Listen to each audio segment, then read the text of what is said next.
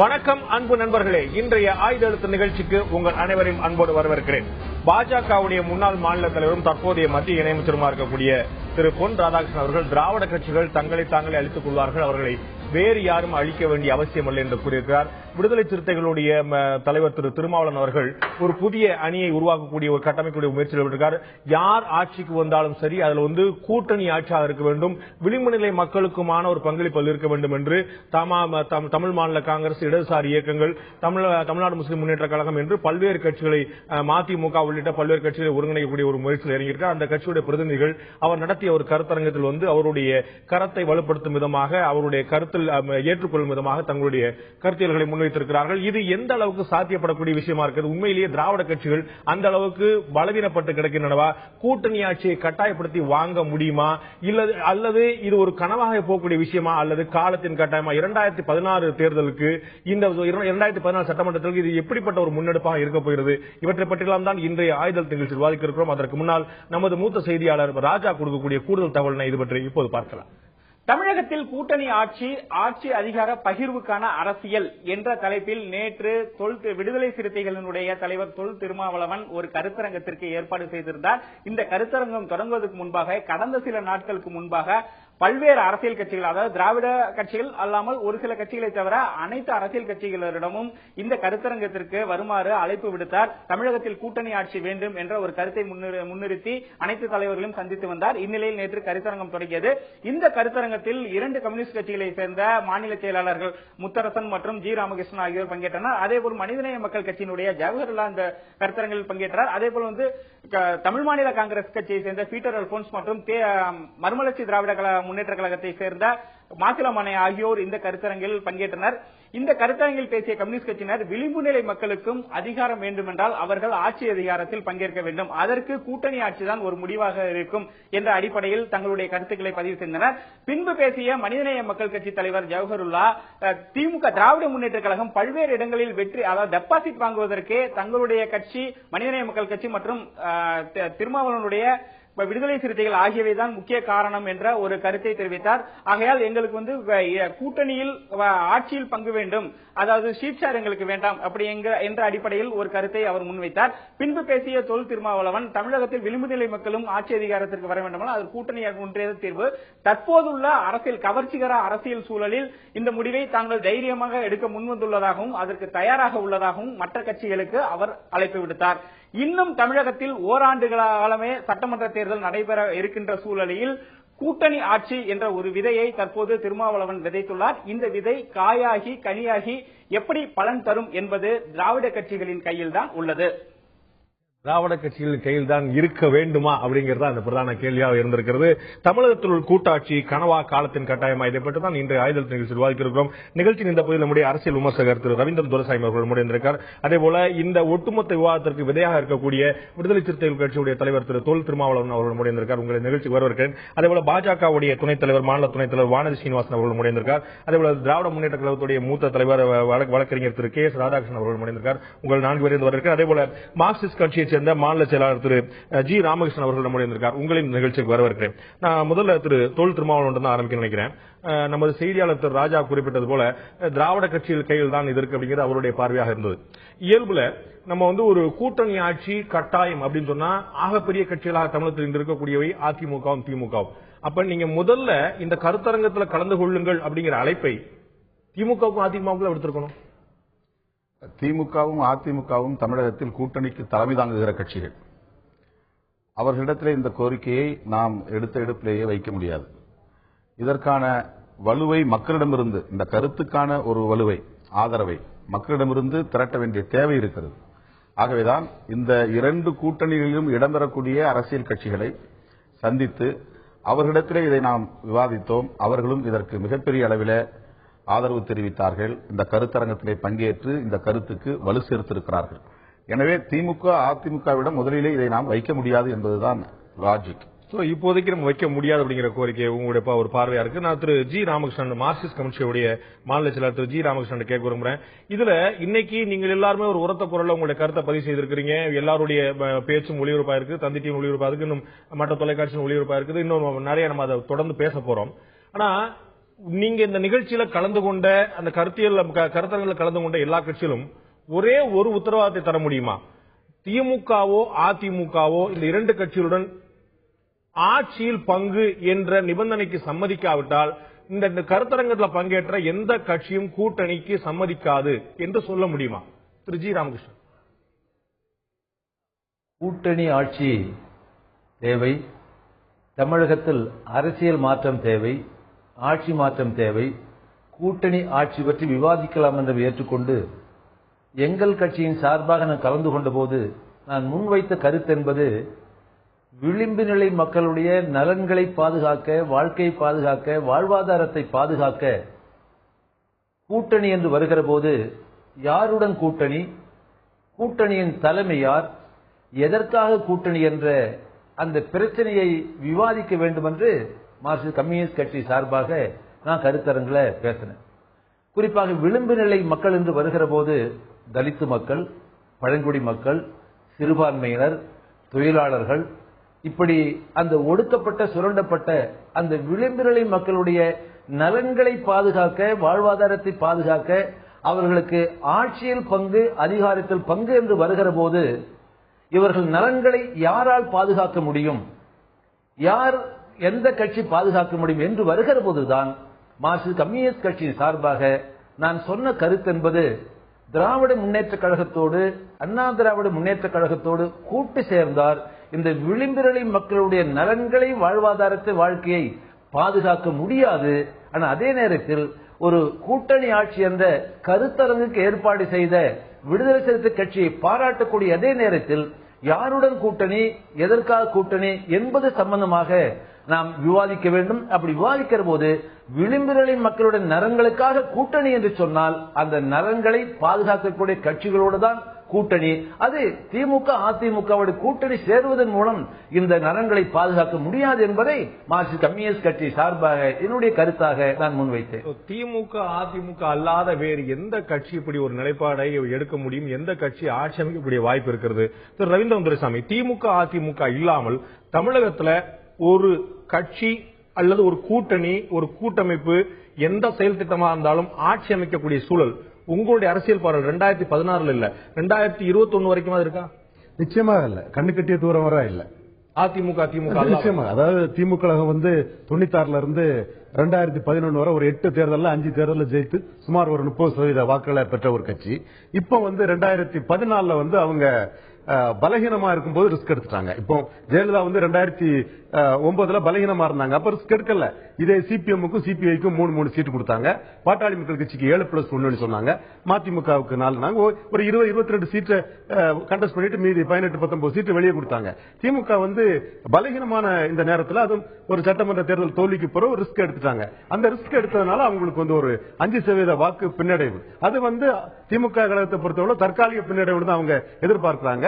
இந்த 5% பின்னடைவு இருந்தாலும் 25ங்கிறது ஒரு மிகப்பெரிய ஒரு எண்ணிக்கை. அந்த எண்ணிக்கைக்கு பக்கத்துல கூட வேற எந்த கட்சியும் இல்ல. அப்படி இருக்கக்கூடிய சூழ்நிலையில அதிமுக மாற்று திமுக தான். இதை தாண்டி இன்னொரு இதை என்னதான் இது பண்ணாலும் கூட அது ஏதோ ஒரு அவங்க ஒரு சரியான கூட்டணி கிடைக்காம ஒரு அணியாக இருக்க முடியுமே தவிர ஒரு மாற்று அணிங்கிற அளவுக்கு அவங்க இருக்கும். ஒரு மாற்று சக்தியா இயங்கக்கூடிய வாய்ப்புகள் குறைவு அப்படிங்கிற நான் திரு கே எஸ் ராதாகிருஷ்ணன், திராவிட முன்னேற்றத்தினுடைய மூத்த தலைவர், வழக்கறிஞர் கேட்க விரும்புறேன்.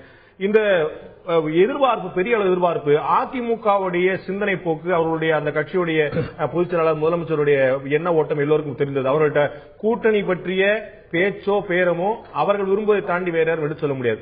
திராவிட முன்னேற்ற கழகம் கூட்டணி கட்சிகளை மதிக்கக்கூடிய ஒரு கட்சி என்ற ஒரு எண்ணத்தை உருவாக்கி இருக்கிறது. அப்ப இந்த பெரும்பான்மையான கோரிக்கைகள், இந்த திரு திருமாவளவன் உள்ளிட்டவர்களுடைய கோரிக்கைகள் முதல் கட்டமாக திமுகவை நோக்கிதான் இந்த கோரிக்கையை வைக்கப்படுகிறது என்ற ஒரு பார்வை. திமுகவுடைய நிலைப்பாடு இதில் என்னவா இருக்கு? ஒன்னு புரிஞ்சுக்கணுங்க, இந்த கூட்டணி அரசாங்கம், கூட்டணி அமைச்சரவை, கூட்டணி ஆட்சி என்பது தேர்தல் சதுரங்கத்தில் முடிஞ்ச பிறகுதான் முடிவு பெற முடியும். யாருக்கு எத்தனை சீட்டுகள் வெற்றி பெறாங்க, சட்டமன்றத்தில் எத்தனை இடங்கள் பெறாங்க முடிவு பண்ண, இன்னைக்கு முடிவு பண்ண முடியாது. நான் ஒரு சம்பவத்தை சொல்றேன். எம்பி சுப்ரமணியம் தமிழ்நாடு காங்கிரஸ் கமிட்டி தலைவர் 83 காலகட்டத்தில் அன்னைக்கு காங்கிரஸ் திமுக கூட்டணி சர்க்கார் தான் அமைன்னு எல்லா இடத்துல பிரச்சாரம் பண்ணாரு. இந்திரா காந்தி போயிருந்தாங்க. அவங்க அந்த அளவு எதிர்பார்த்த சீட்டே காங்கிரஸுக்கு வரல. நாங்க தோத்தோம். எங்க அணி தோத்தது வேற விஷயம். அது மக்கள் தான் முடிவு பண்ணணும். நம்ம முடிவு பண்ண முடியாது தலைவர்கள். இப்போ நான் சொல்றேன், நேற்று வந்து ஜவஹர்லால் இங்க சேர்ந்திருக்கிறாரு, சிபிஎம் அதுல இருக்குது.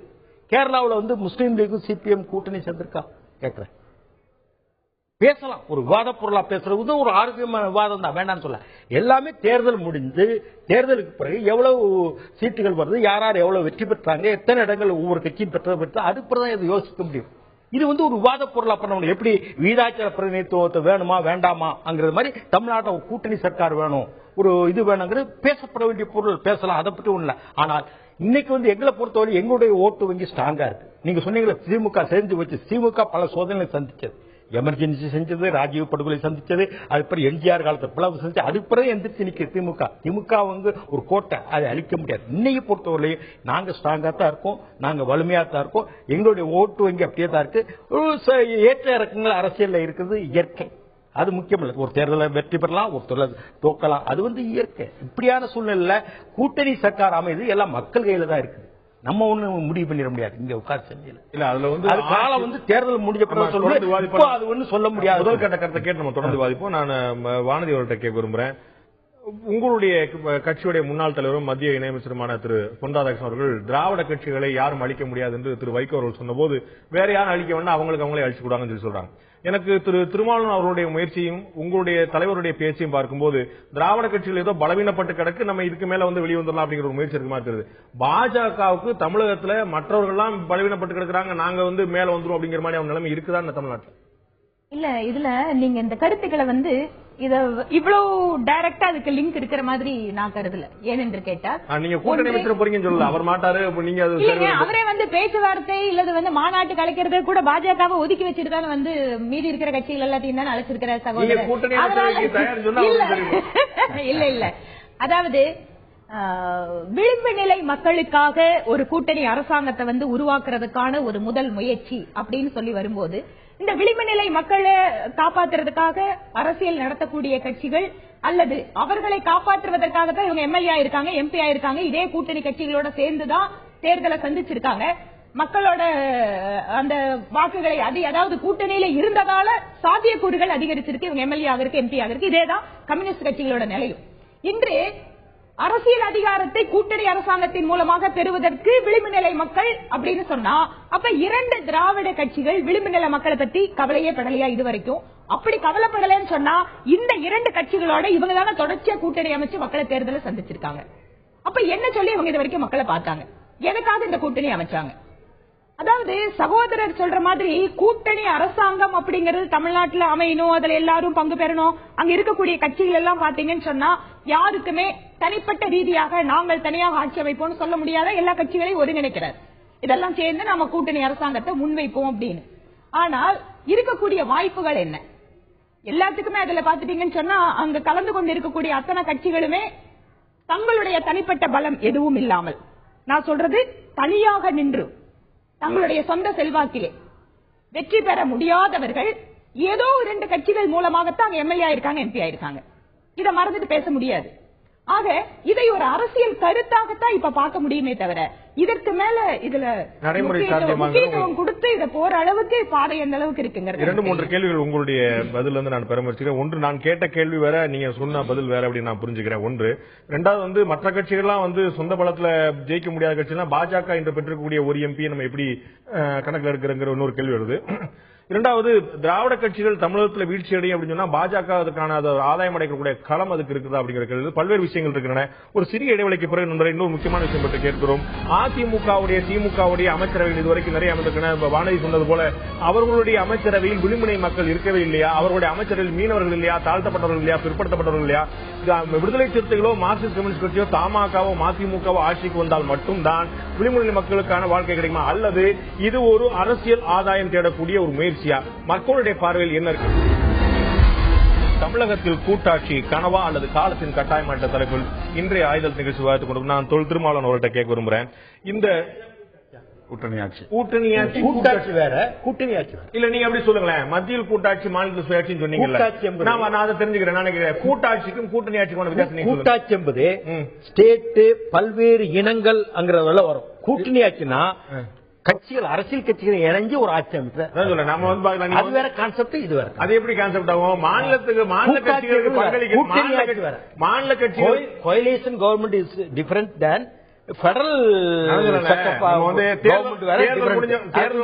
அந்த கான்செப்ட் ரெண்டையும் புரிஞ்சுக்கிடுங்க. இல்ல நான் புரிஞ்சுக்க முயற்சி பண்றேன். தேர்தல் முடிஞ்சது நீங்க எல்லாம் புரிஞ்சுக்கிடுவீங்க, முயற்சி பண்ண வேண்டாம். இல்ல தேர்தல் முடிஞ்ச இல்ல தேர்தல் முடிஞ்ச எல்லா கட்சியும் சொல்லுவாங்க நாங்கள் போட்டது கூட்டணி இல்ல தேர்தல் ஒப்பந்தம். தேர்தலுக்கு முன்னாடி வரைக்கும் சொல்ல மாட்டாங்க, தேர்தல் முடிஞ்சு சொல்லுவாங்க நாங்க போட்டது கூட்டணி இல்ல தேர்தல் ஒப்பந்தம். அது மாதிரி நீங்க சொல்றீங்க கூட்டாட்சினா கூட்டணி ஆட்சினா தமிழகத்துக்கான பிரதிநிதித்துவமா? அப்ப நான் கேட்கிறேன் ஒரு நிமிஷம். நீங்க சொல்ற கூட்டாட்சி தத்துவம் இருக்கு இல்லையா, தமிழகத்துல இருந்து 4 கட்சியில் எதுக்கு பிரதிநிதித்துவம் பண்ணோம்? தமிழகத்துடைய பிரதிநிதியா ஒரு கட்சி போல நீங்க ரைட் நீங்க சொல்ற நான் விவரம் சொல்றேன். இப்போ சுவிட்சர்லாந்து நடக்குது இல்லையா, அது கூட்டாட்சி.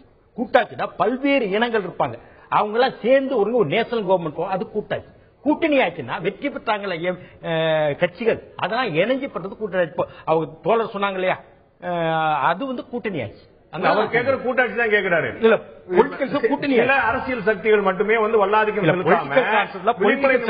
தாழ்த்தப்பட்ட மக்களும் பிற்படுத்தப்பட்ட மக்களும் சிறுபான்மை மக்களுக்கும் உண்மையான ஆட்சி அதிகாரம் கொடுக்கக்கூடிய ஆட்சி.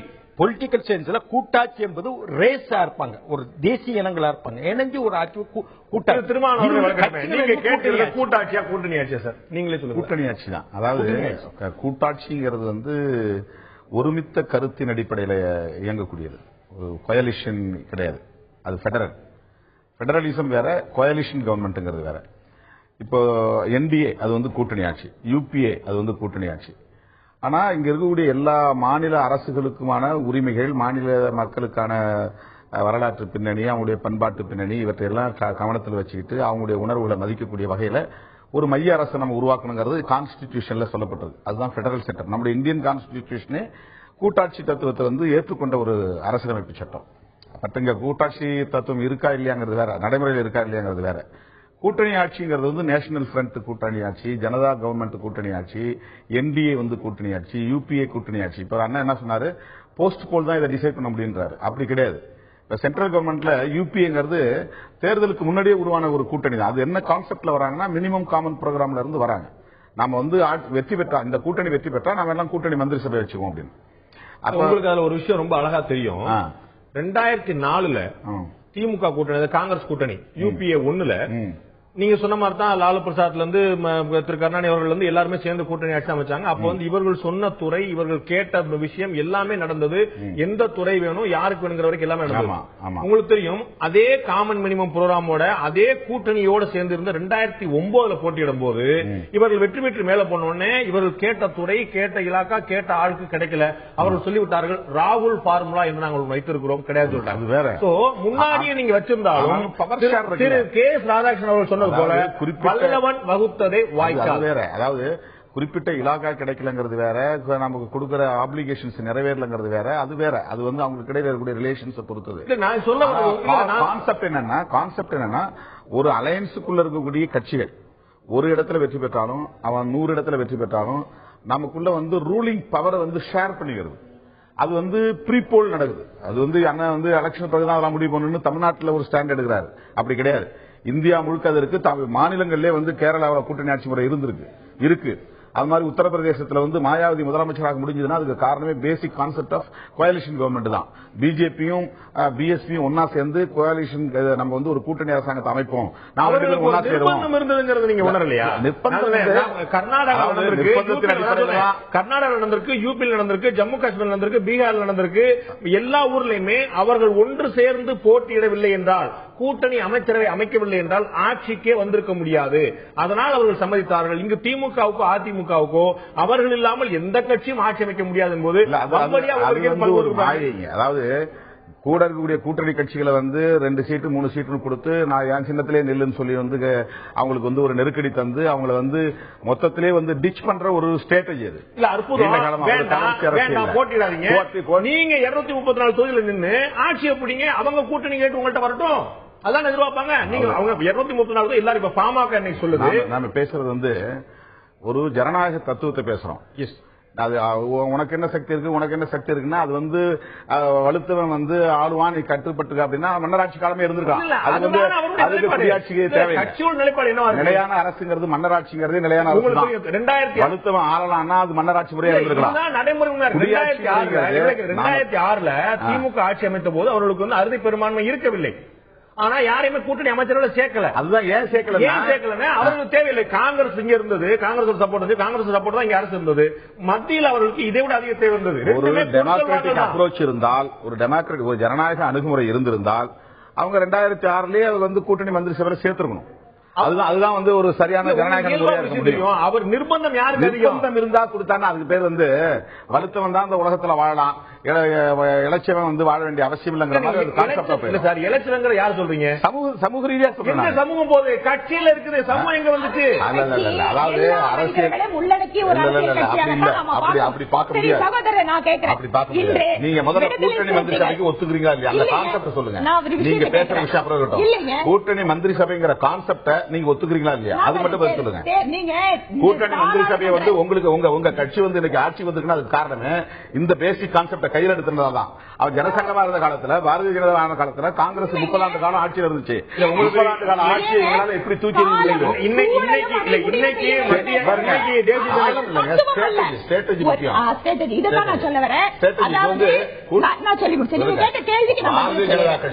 கூட்டணி மந்திரி சபைங்கிற கருத்துல உடன்பாடு உண்டா இல்லையா? அதுதானே அந்த வச்சு நீங்க ஆட்சிக்கு வந்துட்டு அப்புறம் இது சரியா தவறான்னு கேட்டாங்க. உங்க தகவலுக்காக சொல்றேன். 2014 அமைந்திருக்கக்கூடிய மத்திய அரசு என்பது பாஜகவுடைய தனிப்பெரும்பான்மை இருந்தும் கூட கூட்டணி அரசா இருந்திருக்கிறது. அதை வந்து நமக்கு தந்தி டிவிக்கு அவர் அளித்த பேட்டியில் ஒரு முதலே சொன்னார், தனி பெரும்பான்மை கிடைத்தாலும் கூட நாங்கள் வந்து கூட்டணி அரசு தேர்தலுக்கு முன்னாடி சொன்னாரு. கட்சியில கட்சியை சார்ந்த வானதி சீனிவாசன் இங்க வந்து அதுக்கு எதிராக பேசுறாரு. இல்ல இல்ல அவங்க எதிராக பேசல.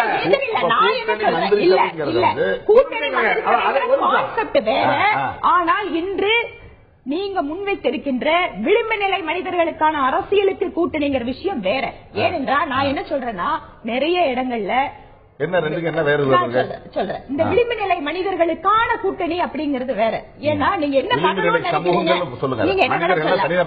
நீங்க விளிம்பு நிலை சமூகங்கள், நீங்க விளிம்பு நிலை சமூகங்கள் அப்படின்னு சொல்றது மூலமாக நீங்க சொல்லக்கூடிய அனைத்து சமூகங்களுமே ஏதோ நாங்கள் தான் ஒட்டுமொத்த பிரதிநிதி அப்படிங்கிற ஒரு எண்ணத்தை மக்கள் கிட்ட கொடுக்க நினைக்கிறீங்க. ஏனென்று கேட்டால் இதே திராவிட முன்னேற்ற கழகத்திலேயோ, அண்ணா திராவிட முன்னேற்ற கழகத்திலேயோ, பாரதிய ஜனதா கட்சியிலோ, கம்யூனிஸ்ட் கட்சிகளையோ இதே இவர் சொல்கின்ற விளிம்பு நிலை சமூகத்தை பல்வேறு தரப்பு மக்கள் இருக்கிறார்கள். உங்களுக்கு ஒரு கேள்வி வைக்கிறேன். அதுல வந்து திருமாவளவனுக்கான பதிலும் கூட அதுல இருக்கும் நான் நினைக்கிறேன். உங்களுக்கு கூட்டணி ஆட்சி தத்துவத்துல நம்பிக்கை உண்டு. நீங்க ஏற்கனவே அதான் நீங்க வந்து ஏற்கனவே பண்ணிருக்கீங்க, இப்பயும் பண்ணிருக்கீங்க. ரொம்ப பெருமைக்குரிய விஷயம். குஜராத்ல கூட்டணி ஆட்சி நடக்குதா? ராஜஸ்தான்ல கூட்டணி ஆட்சி நடக்குதா? மகாராஷ்டிரால கூட்டணி நீங்க மதிச்சீங்களா? கூட்டணி நீங்க உள்ள சேர்த்தீங்களா?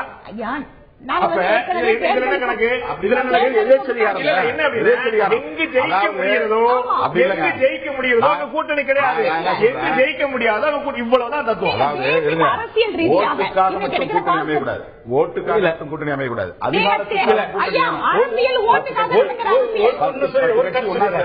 கூட்டணி ஆட்சியில யூபி என்ன நடந்தது? 6 மாசம் மாயாவதி, 6 மாசம் கல்யாணம் செஞ்சாங்க. மாயாவதி கடைசியில ஒத்துழைத்தாங்களா? களவாரி விட்டாங்க. பாஜக இல்லையா? ஏன் பண்ண முடியல? இந்த மாதிரி சூழ்நிலை நிறைய அங்க மட்டும் நடக்கல, ஜம்மு காஷ்மீர், கர்நாடகா நடந்துச்சு. ஆட்சி கவிழட்டும். ஸ்டெபிலிட்டி முக்கியம் இல்ல, ஸ்டெபிலிட்டி முக்கியம், டெமோக்ரஸி தான் முக்கியம். உங்க 2 பேருக்கான பொதுவான கேள்விதான். ஒரே ஒரு விஷயம் ஒரே பாரதிய ஜனதா கட்சி அகில இந்திய கூட்டணி பற்றி பேசுகிறது. பீகார்ல 10 ஆண்டுகள் முழுமையான கூட்டணி ஆட்சியை முடிச்சது, அவங்க முழு மெஜாரிட்டி மட்டும் முடிச்சாங்க. ஆனால் குஜராத்ல கிடையாது, ராஜஸ்தான்ல கிடையாது, மத்திய பிரதேச, மகாராஷ்டிரா சேர்க்க மாட்டாங்க. மத்திய எதேச்சதிகாரம், வலுத்த இடத்துல பவர் பிரிச்சு கொடுக்க மாட்டேன், வீக்கா இருக்க இடத்துல பவர் பிரிச்சு கொடுப்பாங்கிறது ஒரு எதேச்சதிகாரமான போக்கு. வலுத்தவனா இருந்தாலும் ஏழை எளிய மக்களை பார்த்தா என்கிட்ட இவ்வளவு செல்வம் இருக்கு, நான் உனக்கு பிரிச்சு கொடுக்குறேன், நீ எந்த 1000 ஏக்கர் நிலம் இருக்கு, ஆளுக்கு ஒரு ஏக்கர் நான் பிரிச்சு கொடுக்குறேன் அப்படின்னா அவன் டெமோக்ராட்டிக்கான ஆளுதான். இல்லப்பா நான் பெரிய ஆளு, எனக்கு 1000 அருமை. மாயாவதி ஜனநாயகவாதி அல்லது சர்வாதிகாரி? தனிநபர் பற்றி பேச வேண்டாம், கான்செப்ட் பத்தி பேசலாம். அவங்க அரசியல் இயக்கம் சொல்லுங்க.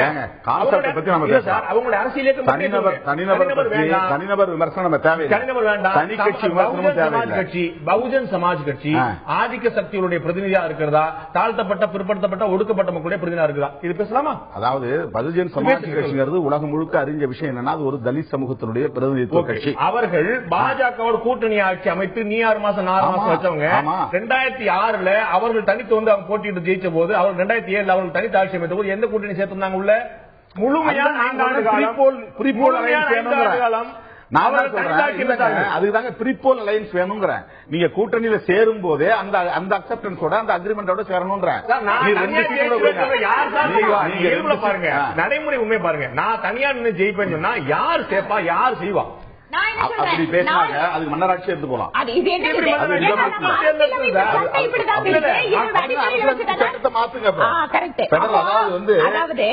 அதாவது பவர் ஃபார் ஆல், பெண்களை வந்து அதிகாரப்படுத்தணும், empowerment of Dalit, empowerment of women, 33% தாழ்த்தப்பட்டதற்கான தனி தொகுதி இருக்குது. தமிழ்நாட்டுக்குள்ள எவ்வளவோ சமூகம் மைக்ரோஸ்கோபிக் மைனாரிட்டி உள்ள சமூகம் இருக்குது. அந்த சமூகம் எல்லாம் யாரு கேட்பா? பெரிய ஆதிக்கம் செய்யக்கூடிய பாப்புலேஷன்ல பெரிய சாதியா இருக்கிறவன் சண்டை போட்டுக்கிறான், எனக்கு தான் ஆட்சி வேணும், உனக்கு தான் ஆட்சி வேணும்னு. போன தடவை அவங்களை ஆட்சியில் உட்கார வச்சு இந்த தடவை என்ன ஆட்சியில் உட்கார வைக்கின்றான். மீனவர்களுக்காக யார் பேசுறது? குறவர்களுக்காக யார் பேசுறது? ஜெயபால் பேச மாட்டாரா? ஜெயக்குமார் பேச மாட்டாரா? சாமி பேச மாட்டாரா? அப்படி அது உட்கட்சி ஜனநாயகம். அது அவங்க கட்சிக்குள்ள இருக்கக்கூடிய பிரதிநிதிகளுக்கு வாய்ப்பு. அப்ப ஒரு நான் என்ன கேட்கிறேன், எத்தனையோ இடங்கள்ல விடுதலை சிறுத்தைகள் கட்சியில இருக்கக்கூடிய அதிகாரம் மிக்க நபர்களை விடவும் மற்ற கட்சிகள் இருக்கிறவங்க எல்லாம் அதே சமூகத்தை சார்ந்தவர்கள், அவர்கள் வேறு பெரிய பெரிய கட்சிகள் இருந்தா கூட அவர்கள் அதிகாரம் இல்லாதவர்களாக இருக்கிறார்கள். அப்ப நீங்க என்ன நினைக்கிறீங்க? நாங்க வந்தா மட்டும்தான் அப்படி இல்லங்க. விடுதலை சிறுத்தைகளே வேண்டாங்க. அதான் நேற்று நான் கூட்டத்தில் பேசும்போது சொன்னேன், 2016 தேர்தலை போட்டியிடாம கூட தவிர்க்க தயார்னு சொன்னேன். கோரிக்கை இல்ல இது. இவங்க அடிப்படையை புரிஞ்சு பேசுறது ஒரு பத்தி சித்தாந்த ரீதியா பேசுறீங்கன்னு வச்சுக்கோங்க. திராவிட கழகம் மாதிரி சித்தாந்தம் தான் பேசுறீங்க, வாக்குக்கா நீங்க பேசலன்னு ஏற்றுக்கிறோம், நான் மறுக்கல. ஆனா இதுல வந்து நடைமுறை சாத்தியம்ங்கிறத நீங்க ஏன் கண் திறந்து பார்க்க மாட்டீங்க? நடைமுறை சாத்தியத்தை யார் உருவாக்குறது? எந்த காலத்திலுமே சாதியை ஒழிக்க முடியாது, விட்டுருவோமா? எந்த காலத்திலுமே பெண்கள் வந்து விடுதலை பெற முடியாது, விட்டுருமா? கல்வியை கொடுக்க வேண்டாம். நீங்க நடைமுறையில பிராக்டிகலா பல விஷயங்கள் முடியாதுன்னு தெரியுது நமக்கு. அரசியல் கட்சிகளுக்கு மக்கள் வாக்களிக்க நீங்கள் சொல்லக்கூடிய தாழ்த்தப்பட்ட பிற்படுத்தப்பட்ட ஒடுக்கப்பட்ட சிறுபான்மையின பெரும்பான்மையின அனைத்து ஜாதி சமூக மத இன மக்கள் வாக்களித்து ஒரு ஆட்சி உருவாகிறது. அவர்களுடைய பிரதிநிதியாக விடுறாங்க. ஒரே ஒரு சமூகம் வாக்களித்து எந்த ஆட்சியும் இதுவரை உருவானதில்லை அகில இந்திய அளவில் தமிழ்நாட்டில். அப்ப இந்த கூட்டணிக்கு தேர்தலுக்கு முன்னாடி மம்தா பானர்ஜி ஒரு முடிவு எடுத்தாங்க, தேர்தல் முடிஞ்ச பிறகு முடிவு எடுக்காங்க. அது எப்படி சரியா போகும்? அது எனக்கு அஜித் சிங் என்ன கடந்த காலத்தில் என்ன முடிவு எடுத்தாரு, பிறகு முடிஞ்ச உடனே வேற ஒரு கூட்டணிக்கு போனாரு. யார் வெற்றி பெற்றாங்களோ அந்த கூட்டணியில் போறாங்க. அந்த முடிவே இல்லையே, அந்த சூழ்நிலை இல்லையே. கூட கொடுங்க, ஒரு கட்சிக்கு 2 சீட்டு கூட கொடுங்க. ஆனா நம்ம கூட்டணியில ஜெயிச்சு வந்தோம்னா நீயும் பவர்ல இரு, நானும் பவர்ல இருக்கேன் அப்படிங்கிறது டெமோக்ராட்டிக்கான ஒரு அப்ரோச்சா இல்லையா? ஒரு எம்பி ஜெயிச்சு வந்தாலும் ராம்விலாஸ் பாஸ்வான் வந்து மந்திரியில் இருக்காரா இல்லையா? அந்த கட்சிக்கு கொடுக்குற மரியாதை தானே. ஒன்னா சேர்ந்து பிரச்சாரம் பண்றோம். இப்ப எங்களுக்கு போன தேர்தலில் 10 தொகுதி கொடுத்தாங்க 2011. நாங்க மொத்தம் 234 தொகுதி தமிழ்நாட்டில். இந்த 10 தொகுதியில் எங்களுக்கு திமுக வேலை செஞ்சாங்க. நாங்க 224 தொகுதியில் திமுக வேலை செஞ்சோம். இது வந்து ஒரு எக்ஸ்பிளாய்டேஷன் ஆஃப் வர்க்னு சொல்ல முடியாதா? இல்ல, இது உடன்பட்டு தான். நீங்கள் உடன்பட்டு தான். நான் இந்த வற்புறுத்தல இருங்க, உடன்பட்டு கையெழுத்து. அதுதான் கான்செப்ட் பேசுறோம் நாம. அதுதான் உடன்பட்டு தான் நான் போனேன், நான் இல்லன்னு சொல்ல வரல. அதுதான் ஒத்துக்கிட்டு தான் நான் 10 தொகுதியில் கையெழுத்து போறேன், இல்லன்னு நான் சொல்ல வரல. ஆனா நான் என்ன சொல்றேன், கான்செப்ட்ல ஒரு சேஞ்ச் கொண்டு வரணும்ன்ற நானு. நாம எல்லாம் கூட்டணி சேரணும் இல்லையா? கூட்டணி சேரணும் இல்லையா? நீ 10 தொகுதியை கொடுங்க, நான் 2 பேரும் ஜெயிச்சு வந்தா நானும் ரூலிங்ல இருக்கிறேன், நீங்களும் ரூலிங்ல இருங்க. பவர் ஷேர் பண்ணணும்னு சொல்றேன். பவர் ஷேர் பண்ணணும்னு சொல்றேன். சகோதரர் சொல்றது ரொம்ப பாக்குறதுக்கு வந்து அந்த கூட்டணி அரசாங்கத்தை பத்தின ஒரு கான்செப்ட் நான் புதுசா குடுக்கறேன் இல்ல புதுசா உருவாக்குறேன். கொடுக்கல. சரி வேண்டாம், நீங்க புதுசா நீங்க தமிழகத்துல நீண்ட நெடுங்காலமா தமிழ்நாட்டுக்குள்ளே இந்த கோரிக்கை இருந்திருக்கு. நேற்று ஜவாஹர்லால் பேசும்போது சொன்னாரு, காகிதம் இல்லத் கண்ணிய தமிழர் காகிதம் இல்லத் வந்து திமுகவோட கூட்டணி வைக்கும் போது அண்ணா அவர்களோட பேசி ராஜாஜி எல்லாம் சேர்ந்து நம்ம ஜெயிச்சா கூட்டணி மந்திரி சபை அமைக்கலாங்கிற கருத்தோட தான் கூட்டணி அமைஞ்சது. ஆனா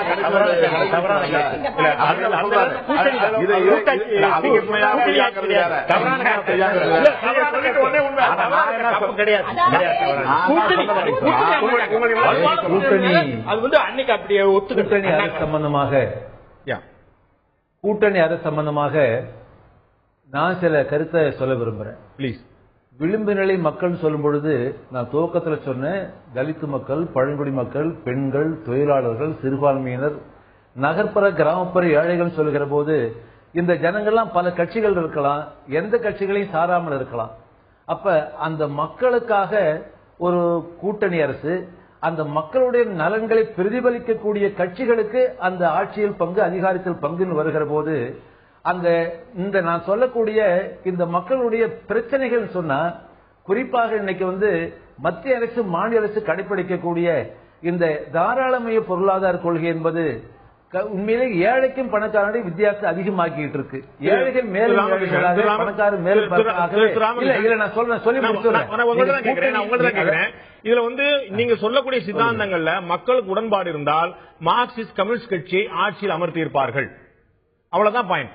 நீங்க அழகா மக்கள்கிட்ட கொண்டு போறீங்க, ஆனா மக்கள் வந்து அதை ஏற்றுக்கொள்ளாமல் வேறொரு சித்தாந்தத்தை முன்வைக்கக்கூடிய வேறொரு கட்சியை ஆதரிக்கிறார்கள். இல்ல இல்ல, இப்ப நான் பாருங்க, ஒண்ணு நான் சொல்வது சித்தாந்தம் அல்ல. இந்த அதாவது விவசாயிகளுடைய நிலத்தை பறிப்பதற்கு நிலம் கையகப்படுத்தும் சட்டம் வேண்டாம் சொல்றது அது மக்களை பாதிக்கும், விவசாயிகளை பாதுகாக்கக்கூடிய சித்தாந்தம் இல்ல. சித்தாந்தம் என்ற வார்த்தை பயன்படுத்தாது. உதாரணமா இன்னைக்கு மத்தியில் இருக்கக்கூடிய பிஜேபி அரசு கடைபிடிக்கக்கூடிய அந்த அமைச்சர்கள் பேசக்கூடிய மக்களை பிளவுபடுத்தக்கூடிய மதவெறி உருவாக்கக்கூடிய ஒரு வகுப்புவாதம், அந்த வகுப்புவாதை எதிர்ப்பது, மக்களை பாதிக்கக்கூடிய தாராளமய பொருளாதார கொள்கையை எதிர்ப்பது, ஆக தீண்டாமை கொடுமை சமூக பிரச்சனை என்று வருகிற போது அந்த தீண்டாமை கொடுமைக்கு எதிர்த்து நாம் போராடுவது. அடுத்து இன்னைக்கு தமிழ்நாட்டில் அகில இந்திய அளவில் பாத்தீங்கன்னா நான் சொல்றது கேளுங்க. அதாவது ஊழல் எதிர்ப்புன்னு வருகிற போது இன்னைக்கு ஆளுங்கட்சி ஊழல சிக்கிருக்கு, திராவிட முன்னேற்ற கழக ஊழலுக்கு சந்திச்சு சொல்லும் பொழுது இத்தகைய முக்கியமான 4 பிரச்சனைகளில் மக்கள் பாதிக்கப்படுகிறார்கள். அந்த மக்கள் நலன்களை பிரதிபலிப்பதற்காக பல கட்சிகள் ஒன்று சேர்ந்து ஒரு பொது திட்டத்தை உருவாக்கி, கொள்கை உருவாக்கி, அதற்காக போராடி அப்படி தேர்தல் போட்டி எடுக்கிற போது நீங்க சொல்லக்கூடிய சித்தாந்தம் அல்ல, உங்களுக்கு தெரியாதல்ல. 2013ஆம் ஆண்டு அங்க இதுல டெல்லி மாநகரத்தில் நடைபெற்ற அந்த சட்டமன்ற தேர்தலில் அந்த ஆம் ஆத்மி கட்சி என்பது அதுக்கு வந்து ஒரு சிங்கிள் லார்ஜஸ்ட் என்பது வந்ததை ஒழிய ஆட்சி பிடிக்க முடியல. 2014ஆம் ஆண்டு நடைபெற்ற பார்லிமெண்ட் தேர்தலில் 7 தொகுதிகளையும் பிஜேபி வெற்றி பெற்றது. அடுத்த நடந்த சட்டமன்ற தேர்தலில் பிஜேபிக்கு 3 சீட்டு தான். அந்த ஆம் ஆத்மி பெரும்பான்மையான தொகுதிகள் வெற்றி பெறக்கூடிய வாய்ப்பு இருக்குன்னு சொன்னா இன்னைக்கு இருக்கக்கூடிய நிலைமை பற்றி சொல்வது, நிலைமை வச்சு சொல்வது சரியானதல்ல. தமிழ்நாட்டு மக்களுடைய, உழைக்கும் மக்களுடைய, ஒடுக்கப்பட்ட மக்களுடைய கோரிக்கைகளை முன்வைத்து கூட்டணி என்பது 4 சுவர்களுக்குள் சில கட்சி தலைவர்கள் கூடி எடுக்கக்கூடிய முடிவல்ல, சரியாக இருக்காது.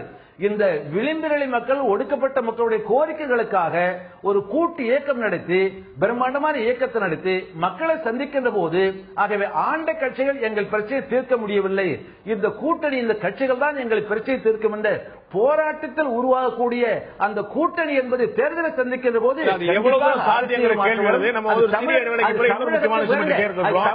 நீங்க சொன்னது போல திரு லாலு பிரசாத் அவர்கள் உங்களைப் போலவே உங்களுடைய சித்தாந்த ரீதியாக உங்களுடைய உடன்பட்டு கொண்ட கொள்கை கொண்டார்கள். திரு ராம்விலாஸ் பாஸ்வான் அதே மாதிரி தான், திரு லாலு பிரசாத் அதே மாதிரி தான்.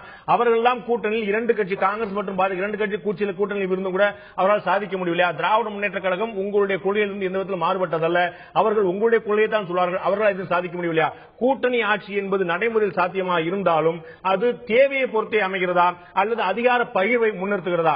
ஒருவேளை பாட்டாளி மக்கள் கட்சியோ ஒருவேளை பாரதிய ஜனதாவோ இதே கூட்டணி ஆட்சிக்கு சம்மதித்தால் இதே விடுதலை சிறுத்தைகளும் இதே மார்க்சிஸ்ட் கம்யூனிஸ்ட் கட்சியும் அவர்களோடு கூட்டணிக்கு சம்மதிக்குமா?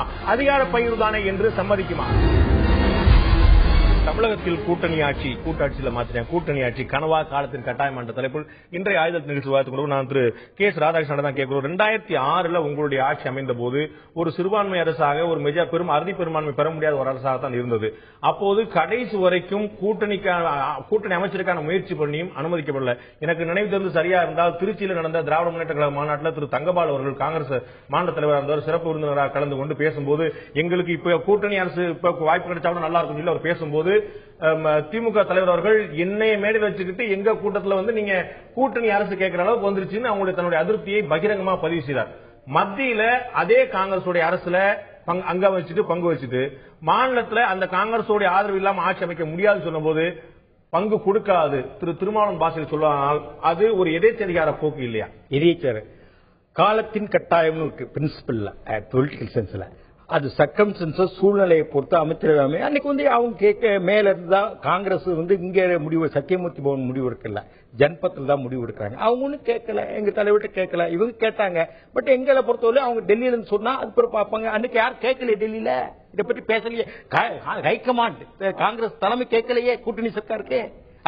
மேடையில திருச்சி மாநில தங்கபால் பேசினார். மற்றபடி அவங்க ஒரு வலுவான ஒரு கோரிக்கை அன்னைக்கு வைக்கலையே. எல்லாருக்குமான பகிர்வு அப்படின்னு சொல்லி சொல்லும் போது அவர்களுடைய ஆதரவுல தான் ஆட்சி. ஒரு விஷயம் சொல்ல தேர்தலில் போகும்போது அன்னைக்கு கூட்டணி சர்க்கார்னு நாங்க இப்போ அவங்க சகோதரர் திருமாவளவன் சொல்றாங்க இல்லையா, அவங்க சொன்ன நாங்க அப்படி சொல்லல. கூட்டணி சர்க்கார் அமைப்போம், காங்கிரஸ் திமுக கூட்டணி சர்க்கார் அமைப்போம் 2006 சொல்ல. எனக்கு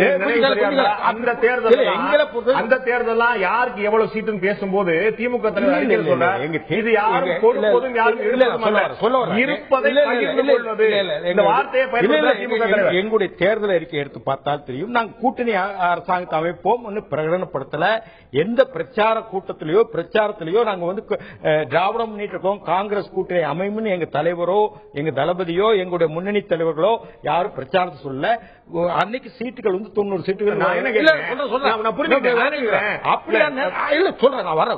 கேள்வி அப்படி சொல்லும் பொழுது அன்னைக்கு ஒரு அழுத்தமே அவங்க கொடுக்கல, அழுத்தமே கொடுக்கலையே. அன்னைக்கு ஒரு நெசசிட்டி தேவையே எழலையே. நெருக்கடி இல்ல. நான் என்ன சொல்ல நல்லா புரிஞ்சுக்கணும். நான் சொல்ல வந்து திரும்ப திரும்ப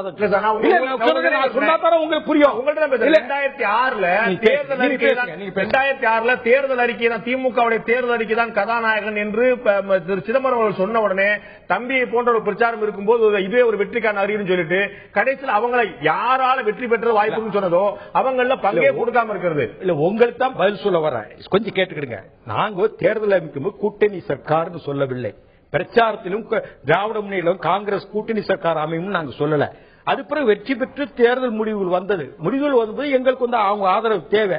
நாங்க டெல்லியில சொல்லும் போது அவங்க யாரும் அழுத்தம் டெல்லி மேல்மட்டத்தில் தான் தலைவர் ஒரு முடிவோட தேசிய கட்சி அந்த கட்சி தமிழ்நாடு மாநில கட்சியில இவங்க கூட்டத்தை திருச்சி மாநாட்டில் பேசுறது உண்மை, நான் ஒத்துக்கிறேன். தங்கபால் பேசுறது உண்மை. ஆனா அதுக்கான அழுத்தங்களும் அதுக்கான முயற்சிகளும் இல்லை. அன்னைக்கு இயற்கையாவே திமுக அரசாங்கம் நடந்து காங்கிரஸ் ஆதரவு நடந்து அன்னைக்கு கூட்டணி சர்க்கார் ஒரு முனைப்பு இல்லை. சகோதரர் நடத்துறாங்களே இந்த மாதிரி ஒரு முனைப்பு இல்லை. அதை நீங்க புரிஞ்சுக்கணும். முனைப்பு இருந்து உங்களுக்கு முனைப்பு இல்லை. நாங்களே ஏத்துக்கிட்டோமா ஏத்துக்கலையாங்கிற உங்களுக்கு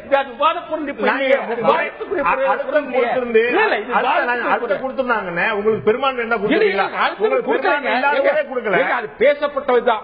அழுத்தமும் கொடுக்கல, அந்த நெசசிட்டி அமையல, அந்த தேவை அமையல, அந்த கோரிக்கையும் டெல்லியிலிருந்து வரல. அதை புரிஞ்சுக்கணும். தேர்தல் காலத்திலே கூட்டணியும் சொல்லல. நீங்க புரிஞ்சுக்கணும். ஜவாஹிர்லால் சொன்னது போல உங்களுக்கு அவர்களுடைய ஆதரவு முழுமையாக பயன்படுத்தப்படுது. திரு திருமாவளவன் குறிப்பிட்டது போல 10 தொகுதிகள் 224 சகோதரர் திருமாவளவன் சொன்னார் இல்லையா, UPA 1 and 2 அது எங்களுக்கு வாஜ்பாய் அரசாங்கம் 2 தடவை நடந்தது. ஒரு 1 இயர் நல்லா இருந்தது. 4 அரசாங்கத்தினருக்கும் முக்கிய பங்கு வச்சிருக்காங்க. அன்னைக்கு பேசிக்கிட்டது என்னன்னா எல்லாரும் பிரச்சாரத்துக்கு வாஜ்பாய் வந்ததோ மன்மோகன் சிங் சோனியா எங்க கூட்டணி ஆட்சி அமையும் மேடையில் சொன்னது உண்டு. நீ புரிஞ்சுக்கணும். இப்ப நாங்க திமுகவும் காங்கிரசும் சட்டமன்ற தேர்தல் கொஞ்சம் கேளு கொஞ்சம் சொல்லும்போது நீங்க பாட்டு இதை பட்டு போடாதுங்க, இப்படிக்கு பட்ஸ் போடாதுங்க. ஏதோ மாநாட்டில் வந்து தங்கபால் சொன்ன உண்மை. ஆனா நாங்க வந்து அதிகாரப்பூர்வமா அறிவிக்கிற காங்கிரஸ் தலைமை அதிகாரப்பூர்வமா நாங்கள் தேர்தலுக்கு முன்னாடி எப்போதுமே கொடுக்கல. நீங்க சொல்றது வாஸ்தவம் தான். யூபிஏ 1ல யூபிஏ 2ல வாஜ்பாய் 2 பேரும் பிரதமரா இருக்கும்போது சட்டமன்ற தேர்தல் அப்படி எந்த உத்தரவாதம் கொடுக்கல. ஓகே, நான் 2006 11 கொடுக்கல. ஓகே, ஆனா திரு திருமாவளவன் திரு ஜவஹர்லால் சொல்லக்கூடியது என்ன, எங்களுடைய உழைப்பு 234 தொகுதிக்கு பயன்படும் போது அவங்க கட்சிகளுடைய உரிமை வாக்கு டெபாசிட் இல்ல இல்ல இல்ல. இது வந்து இனிமே ஒரு தேர்தல் உங்க உரிமையில பேசுங்க, ஒரு விவாதம் நடத்துங்க. யாரும் அதை மறுக்கலையே, அதை மறுக்கலையே, அது புரிஞ்சுக்கணும். இல்ல இல்ல, அதுக்காக தான் இப்ப அவர் என்ன சொல்ல வரல, அதை மறுக்கலையே. இத்தனை நாள் கூட்டணி நம்ம கூட்டணி வந்து ஒவ்வொரு கட்சிகளை அழைச்சிங்க, இனிமேல் வரக்கூடிய தேர்தலுக்கான கூட்டணி பேச்சுவார்த்தை எல்லா அரசியல் கட்சிகளும் கூட்டணி அரசாங்கத்தில் பங்கு என்பதை முன்வைக்க வேண்டும் என்பதற்கான ஒரு தூண்டுகோலாக சகோதரர்கள் முன்வைக்கலாம். ஆரோக்கியமான இல்லைன்னு சொல்றேன். தமிழ்நாட்டுல 3வது அணி அமைச்சு கூட்டணி சர்க்கார் அமையணும்ங்கிற கவுர் முயற்சி பண்றாங்க. நான் இன்னும் 3வது அணிக்கு வந்துடுறேன். 3வது அணியும் இல்ல ஒரு அமைப்பு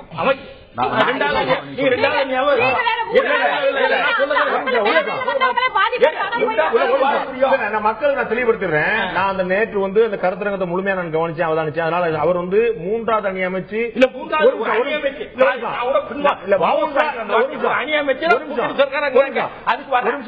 மூன்றாவதா 2வதா முதலணியா அதிமுக இருந்தாலும் திமுக இருந்தாலும் மார்க்சிஸ்ட் கம்யூனிஸ்ட் கட்சியுடைய ஆட்சியாகவே இருந்தாலும் யார் ஆட்சி அமைத்தாலும் அனைத்து சமூக அனைத்து அரசியல் கட்டமைப்புகளுக்கும் ஒரு பிரதிநிதித்துவம் வேணுங்கிறது அவருடைய கோரிக்கை. அது அவருடைய ஆட்சி. அனைத்து பிரதிநிதித்துவம் கொடுப்போம். ஒவ்வொரு யாரா இருக்கு என்னென்ன ஒடுக்கப்பட்ட மக்களா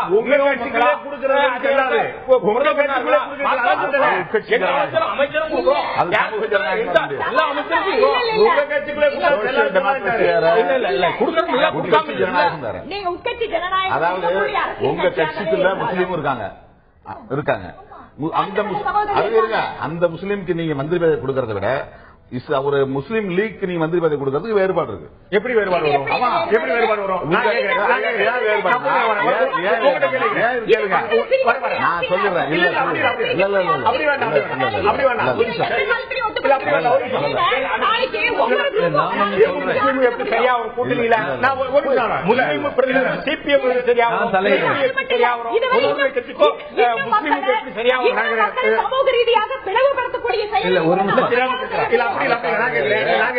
திரு திருமாவளவன் கேட்போம். நான் கேட்கிறேன், இப்ப ராம்விலாஸ் பாஸ்வான் அவர்கள் தாழ்த்தப்பட்டவர்களுடைய பிரதிநிதியை எடுத்துக்கலாமா? இன்னொரு கட்சின்னு வச்சுக்கலாமா?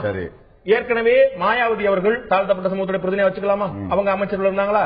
லாலு பிரசாத் அவர்கள் பிற்படுத்தப்பட்ட ஒடுக்கப்பட்ட சமுதாயத்தோட பிரதிநிதியை வச்சுக்கலாமா? அவங்க இருந்தாங்களா? நீங்க என்ன சொல்ல போனா 1991 இருந்து 2015 இன்னைக்கு வரைக்கும் மத்தியில் அமைஞ்சிருக்கிறது பூரா கூட்டணி ஆட்சி தான். வேறு வேறு கட்சிகள் தமிழ்நாட்டில் கொண்டு என்ன நடந்துச்சு, என்ன ஊழல் புகார் வரல, என்ன கலவரம் வரல. நீங்க கட்சி இருக்கக்கூடிய கூட்டணி ஆட்சி இருக்கிறதுனாலதான் இந்த ஊழல்களே அம்பலப்பட்டிருக்கு. ஒரு கட்சி ஆட்சியா இருந்தா அமைக்கிருப்பாங்க, வெளியே வந்திருக்காரு.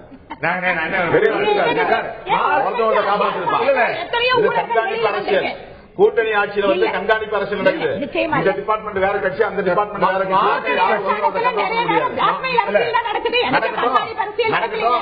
ஜனநாயகத்தில் அது தேவை. ஒரு கட்சியுடைய எதேச்சரியான கட்டுப்படுத்துறதுக்கு அது தேவை. கான்செப்ட் இந்த இடத்துல வந்து வெறும் நீங்க மார்ஜினலைஸ் செக்ஷன்ஸ் மட்டும் பேசுறீங்க. நான் வந்து ஒரு 4-5 விஷயத்தை சொல்றேன். முதல்ல வந்து விளிம்புநிலை வீக்கர் செக்ஷனை எம்பவர் பண்றது ஒரு டெமோக்ரசி, அது ஜனநாயகத்துடைய அடிப்படை. அது உங்க கட்சிக்குள்ளேயும் செய்யணும், வெளியிலும் செய்யணும். அது ரெண்டாவது புளூரலிசம்ங்கிறது டெமோக்ரஸியில மிக முக்கியமானது. பன்மைத்துவம்ங்கிறது. பன்மைத்துவம்னா என்னன்னா, பல கட்சிகள் ஒன்னா சேர்ந்து கேபினெட்ல டிஸ்கஸ் பண்ணணும். ஒரே ஆள் வந்து ஒரு கட்சி இருந்தால் தலைவர் சொல்றதா தனிநபர் ஆட்சியா போயிடும். ஒரு கட்சி ஆட்சிங்கிறது தனிநபர் ஆட்சியா போயிடும். தலைவர் சொன்னா எல்லாம் ஒத்து 2 காலில் விட்டு போயிடுவான். ஆனா பல கட்சி கூட்டணி மந்திரி சபை இருந்துச்சுன்னா அங்க வந்து ப்ரோ அண்ட் கான்ஸ் பேசப்படும். எதிர்ப்பு அது மாதிரி புளூரலிசம்ங்கிறது டெமோக்ரஸியுடைய பேசிக் கான்செப்ட். ஏற்கனவே உதாரணம் சொல்லிட்டேன். தவிர திமுகவோட எங்களுக்கு ஏற்பட்ட கசப்போ 91 இருந்து முழுக்க முழுக்க கூட்டணி தயவோட ஆட்சி நடக்குது. 96க்கு அப்புறம் கூட்டணி கட்சிகளுடைய கையில தான் வந்து ஆட்சியே இருக்குது. இன்னும் 10 வருஷம் ஆகுங்க, 20 வருஷம் ஆகும். என்ன நடந்ததுன்னு சொல்லுங்க. இந்த 10 வருஷம் இருந்துதான் குடியாட்சி இருந்து 60 ஆண்டு காலமா நடந்திருக்கிற மாற்றங்கள் எவ்வளவு மாற்றங்கள் இருக்கு. கூட்டணி மந்திரி சபை இருந்ததுனால தான் தமிழ்நாட்டுக்குள்ள வந்து சேது சமுத்திர திட்டம் எல்லாம் வந்துச்சு. நடக்கக்கூடிய விவாதத்துல செம்மொழி ஆயிருக்கு, பல மாநில உரிமைகள் பேசப்பட்டிருக்கு. பரிந்துரை அப்படிதாங்க நடைமுறைக்கு வந்துச்சு. கூட்டணி ஆட்சியில வந்திருக்காரு நினைக்கிறீங்க? ஆமா, நான் என் கருத்தை சொல்றேன். அதாவது நேத்து விடுதலை சிறுத்தை முன்முயற்சியில் நடந்த கருத்தரங்கத்தினுடைய அடிப்படையில் எழுந்த முழக்கத்தின் அடிப்படையில் இன்னைக்கு விவாதம் நடத்திட்டு இருக்கிறோம். அந்த முழக்கத்துக்காக விடுதலை சிறுத்தை அமைப்பின் சார்பாக வெளியிட்டு இருக்கக்கூடிய ஒரு துண்டறிக்கையில 2 விஷயம் சொல்லப்படுது. ஒன்னு, கூட்டணி ஆட்சி, வெறுமனே கூட்டணி ஆட்சின்னு சொல்லல. அதோட வந்து எதற்காக கூட்டணி என்பது அந்த உள்ளடக்கத்தில் இருக்கு. உதாரணமாக இன்னைக்கு மத்தியில் இருக்கிற தேசிய ஜனநாயக அணி, பிஜேபி தலைமையிலான அணியில ராம்விலாஸ் பாஸ்வான் கட்சி வந்து கேபினெட் அமைச்சரா இருக்காரு. ஆனா அந்த அரசு கொண்டு வந்திருக்கக்கூடிய நிலம் கையகப்படுத்தும் சட்டத்தை அவர் ராம்விலாஸ் ஆதரிச்சு பேசுறாரு. பீகார் மக்களுக்கு அது சாதகமா இருக்குன்னு சொல்றாரு.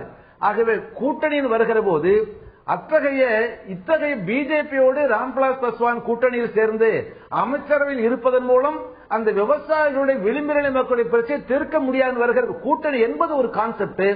எதற்காக கூட்டணி, யாருக்காக கூட்டணி என்பது இரண்டாவது கான்செப்ட் வருகிற போதுதான் நேற்று நடந்த கருத்தரங்கத்தில் விடுதலை சிறுத்தை அமைப்பின் சார்பை வெளியிட்ட துண்டறிக்கையில பொதுவாக நகர்ப்புற கிராமப்புற ஏழைகள் ஒடுக்கப்பட்டவர்கள் வருகிற போது அவர்கள் நாங்க பேச நேற்று மேடையில் கலந்து கொண்ட இந்த கட்சிகள் தான் போற இருக்காங்க என்பதல்ல, அவருடைய அபிலாஷைகள், அவருடைய கோரிக்கைகள், அவருடைய முழக்கங்கள், அதை முன்வைத்து மக்களை சந்திப்பது, அவருடைய அபிலாஷைகளை பிரதிபலிக்கக்கூடிய ஒரு ஆட்சி, கூட்டணி ஆட்சி. அதுதான் கூட்டணி ஆட்சியை ஒழிய அங்க என்டிஏல மோடி தலைமையில் அரசாங்கத்தில் பங்கேற்று ராம்விலாஸ் பாஸ்வான் அவர் மோடி செய்யக்கூடிய எல்லாத்தையும் ஆதரிப்பது என்பது அந்த கூட்டணி அல்ல. நாங்கள் சொல்வது, அதில் நான் சொல்வது, நேற்று நடந்த கருத்தரங்கில் குறிப்பாக தமிழகத்தில் இருக்கக்கூடிய ஒரு 7-8 கோடி மக்களில் கணிசமான பெரும்பான்மையான உழைக்கும் மக்கள், ஒடுக்கப்பட்ட மக்கள் வருகிற போது ஆட்சிக்கு வருவதற்கு முன்னதாக அதிமுக சொன்னது ஒண்ணு, ஆட்சிக்கு வருவதற்கு திமுக சொன்னது ஒண்ணு. அப்படி வருகிற போதுதான் இன்னைக்கு இருக்கக்கூடிய இந்த விளிம்பு நிலை ஏழை எளிய ஒடுக்கப்பட்ட மக்களுடைய நலன்களை முன்வைப்போம், கூட்டு இயக்கம் நடத்துவோம், அந்த போராட்டத்தில் உருவாகக்கூடிய அந்த கூட்டணி தான் நிலைத்த ஆட்சியை தரும் என்று வருகிற போதுதான் நாங்க மேற்கு வங்கத்திலே, கேரளாவில், திரிபுராவிலேயோ அங்க மார்க்சிஸ்ட் கம்யூனிஸ்ட் தலைமையில் கூட்டணி அமைகிற போது மார்க்சிஸ்ட் கட்சிக்கு 34 ஆண்டு காலமாக அறுதி பெரும்பான்மை இருந்தாலும் ஏற்கனவே ஏற்றுக்கொண்ட கொள்கையின் அடிப்படையில் போராட்டத்தின் மூலமாக அந்த கூட்டணி உருவானது, அந்த கூட்டணி ஆட்சி இருந்தது. இன்னைக்கு திரிபுராவில் மார்க்சிஸ்ட் கம்யூனிஸ்ட் கட்சி அறுதி பெரும்பான்மை இருக்கு. வலுவான கூட்டணி இல்லாத ஒரு மம்தா பானர்ஜியுடைய கட்சி, திரிணாமுல் காங்கிரஸ் கட்சி ஆட்சியை பிடித்து விட்டது. எனவே கூட்டணி ஆட்சியா, எங்களுடைய பிரதிநிதியா, எல்லா மக்களுடைய தாண்டி மக்கள் எந்த கட்சியை ஏற்கிறார்கள் என்பதை பொறுத்து உங்களுடைய தவறான கேள்வி. இன்றைக்கு கூட்டணி ஆட்சி கனவா கட்டாயமான தலைப்பு வச்சிருக்கிறீங்க. அந்த தலைப்பில் சொல்லுகிற போது இன்னைக்கு மேற்கு வங்கத்தில் யாரு ஆட்சிக்கு வந்தாங்க, பீகார் என்பதில்லை. நீங்க கூட்டணி ஆட்சி கனவா கேளுங்க.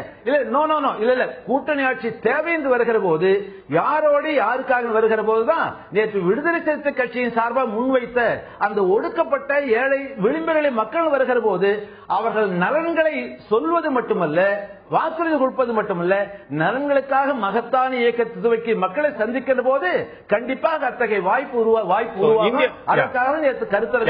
கம்யூனிஸ்ட் கட்சியுடைய மாநில செயலாளர் திரு முத்தரசன் அவர்கள் நேற்று கருத்தரங்கத்திலே கூட குறிப்பிட்டார். இது மக்கள் நாம் எல்லாம் கையெழுப்பி நிற்கும் போது எல்லாரும் கரவாசம் எழுப்பினார்கள். இது மக்களுடைய உத்தரவா பார்க்க வேண்டும். இங்கு இருக்கக்கூடிய தலைவர்களே ஒரு அணியாக திரளலாம் என்று சொல்லிட்டார். அப்படி ஒரு அணி அமைவதற்கான வாய்ப்பு இருக்கிறதா? திரு கே எஸ் ராதாகிருஷ்ணன் சொன்னது போல அந்த கட்சிகளெல்லாம் சேர்ந்து ஒரு அணியாக சேர்ந்து போட்டியிடக்கூடிய வாய்ப்பு இருக்கிறதா? அப்படியானால் அது தலைமை இருக்கக்கூடிய வாய்ப்பு எந்த கட்சி கிடைக்கும்? அப்படி ஒரு அணி அமைந்தால் மக்கள் அதை ஏற்பார்களா?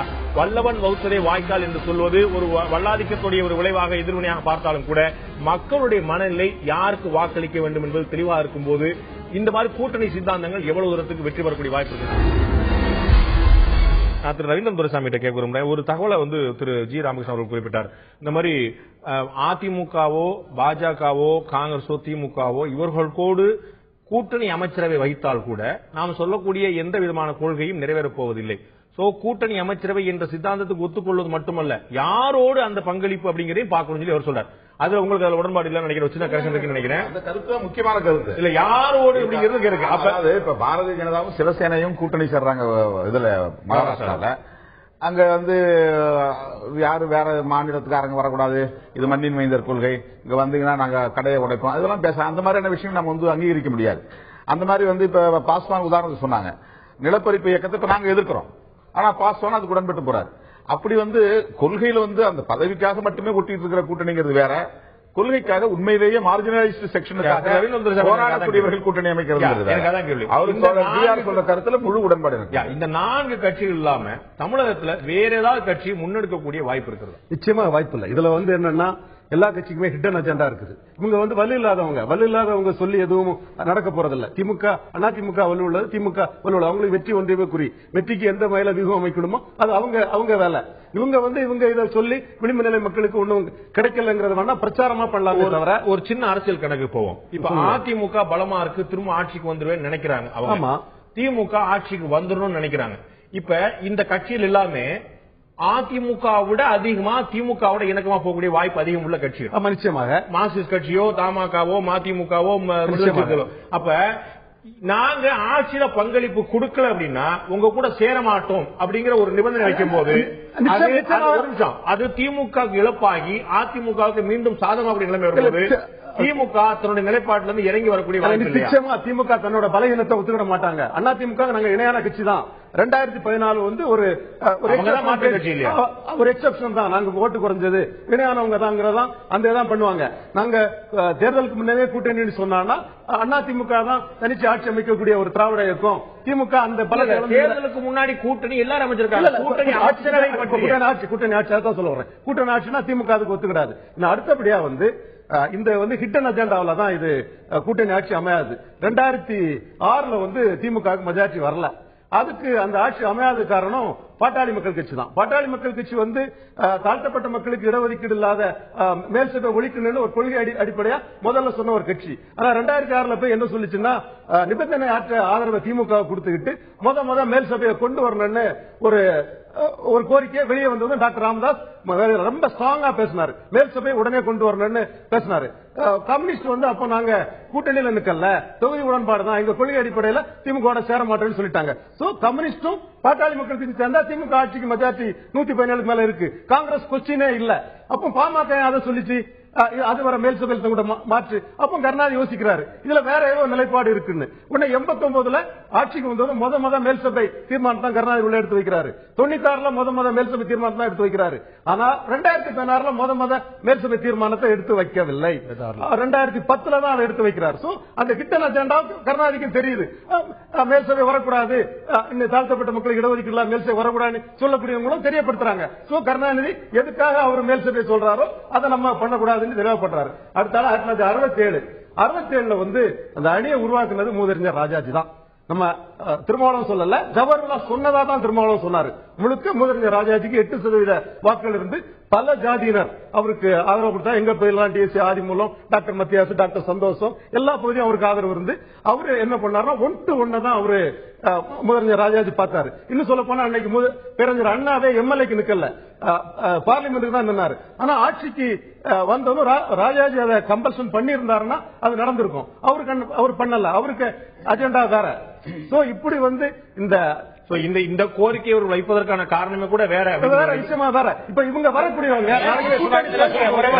மேல் சபையில தெளிவா இருந்தோம், கொண்டு வரணும். நாங்க ஹிடன் அஜெண்டா கிடையாது. எங்களை பொறுத்த நானே வழக்கு போட்டேன், உச்ச நீதிமன்றம் வரைக்கும் அந்த வழக்கு போச்சு.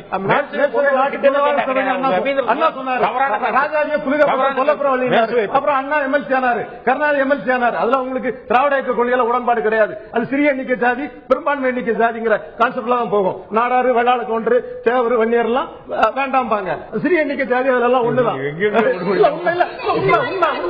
இந்த 25 பேரை கூட்டிட்டு வந்து உட்கார வச்சு எல்லாத்துக்கும் கூட்டுறேன். ஏன்னா கேட்கிற மாதிரியே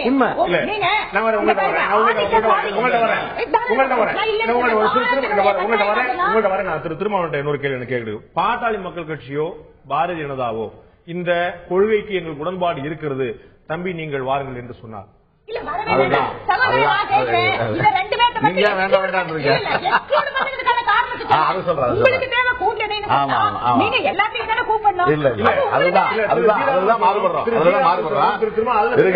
முதல்ல ஒரு செய்தி சொன்னேன். அதாவது கூட்டணிக்கு தலைமை தாங்குகிற கட்சிகளை இதில் அழைக்க முடியாது. ஏன் அப்படின்னா நாங்க அதாவது வசதி படைத்தவன் தரமாட்டான், வயிறு வசித்தவன் விட மாட்டான்ங்கிற மாதிரி வலுவானவர்கள் எப்போதும் அதிகாரத்தை பகிர்ந்து கொடுக்க மாட்டாங்க. அது நான் பிராக்டிகலா புரிஞ்சுக்கணும். திமுக வலுவா இருக்கு, அதிமுக வலுவா இருக்கு. அந்த மாதிரி கூட்டணிக்கு தலைமை தாங்கக்கூடிய தேசிய அளவில் பாரதிய ஜனதா, அதான் சொல்ல வரேன், அவசரப்படுறீங்க. தேசிய அளவில் பாரதிய ஜனதாவும் காங்கிரசும் கூட்டணிக்கு தலைமை தாங்குற கட்சி. ஈவி.கே. இளங்கோவன் அவர்கள் நான் ஒரு கலைஞர் இல்லத்துல சந்திச்சேன் வீட்டுல, அவர் பிறந்தநாள் பார்க்கும்போது அவர்கிட்ட நான் சொன்னேன், உங்களை கூப்பிடலங்க அப்படின்னு. ஆமா ஏன், நீங்க அகில இந்திய கட்சி, தேசிய கட்சி, கூட்டணிக்கு தலைமை தாங்குற கட்சிங்கிற எதுல வச்சிருக்கோம், அதனால உங்களை நாங்க கூப்பிடல. இந்த கருத்து உங்களுக்கு உடன்பாடு கட்டாயமா உடன்பாடு உண்டு, நீங்க எங்க வேணாலும் சொல்லுவீங்க. இளங்கோவன் அவர்களுக்கு இந்த கருத்துல உடன்பாடு சொல்லுங்கன்னு சொல்லிட்டாரு. அது ஒரு காரணம். இரண்டாவது காரணம், பாரதிய ஜனதாவையும் நீங்க சொன்ன பாமகவையும் நான் சொல்றது காரணம், இவங்க வகுப்புவாத கட்சிங்கிற ஒரு முத்திரை இருக்கா இல்லையா? அது இருக்கு. அவங்களுக்கு சாதியவாத கட்சி, இந்த ரெண்டு கட்சியும் எங்களுக்கு உடன்பாடு இல்லை கொள்கை ரீதியா. அதனால நாங்க கூப்பிடல.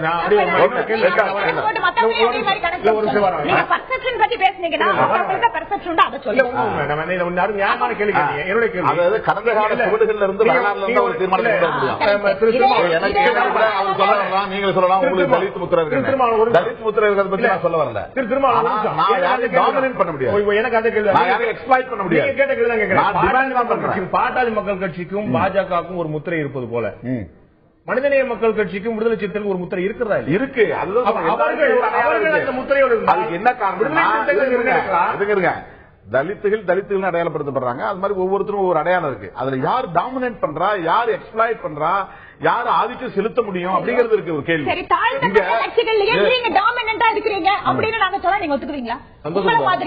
உங்களை மாதிரியே இதே தாழ்த்தப்பட்ட மக்களுக்காக கட்சி நடத்துகின்ற நிறைய அரசியல் கட்சிகள் தமிழ்நாட்டில் எந்த கட்சி வரக்கூடாதுன்னு சொல்லலையா?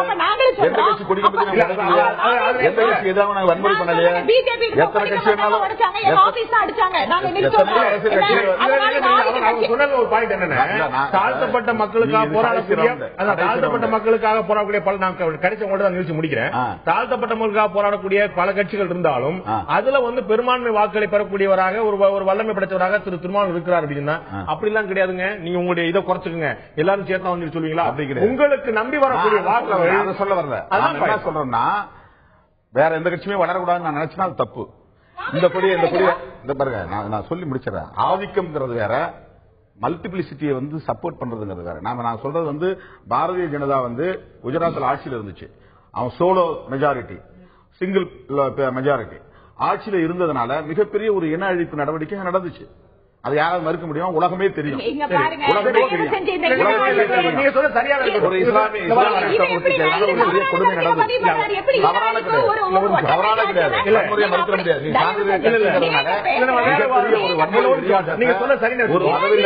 தடுக்க முடியாது. திராவிட முன்னேற்ற கழக தலைமையிலான கூட்டணியில கலைஞர் சொன்னார். அன்னைக்கு நான் கேட்டோம், என்ன சொன்ன தம்பி, பிஜேபி உங்களை மாதிரி ஒரு கட்சி, அவங்க தலைமையில கூட்டணி சேரல, என்னோட தான் கூட்டணி சொன்னாங்க.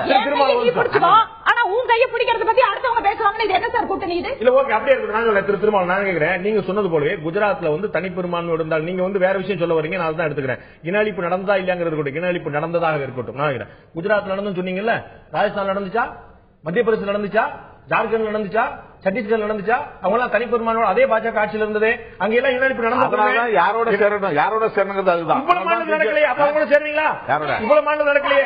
ஜார்க்கண்ட்ல, சத்தீஸ்கர்ல, ராஜஸ்தான்ல, மத்திய பிரதேசம்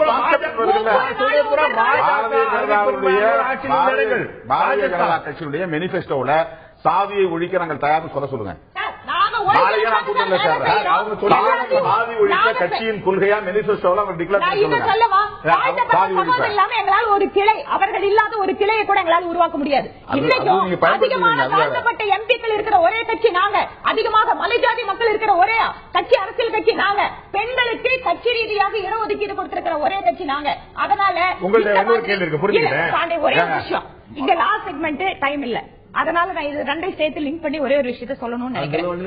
இல்ல அதாவது திராவிட கட்சிகள் தங்களை தாங்களே அழித்துக் கொள்வார்கள் அப்படிங்கிற ஒரு விஷயத்த மத்திய அமைச்சர் சொன்னதை பத்தி போனீங்க. நீங்க சொன்னீங்க இல்லையா அவர்கிட்ட, நீங்க எங்களுடைய இப்ப இனாலிப்புன்னு சொன்னீங்களே, எங்களுடைய கூட்டணி வச்சது தெரியலான்னு கேட்டீங்கல்ல, அதைத்தான் நான் கேட்க விரும்புறேன். திராவிட கட்சிகள் தங்களை தாங்களே அழித்துக் கொள்ளலாம்னு சொன்னீங்களே, அவங்க கூட கூட்டணி வைக்கும் போது தெரியலையா? இல்லங்க,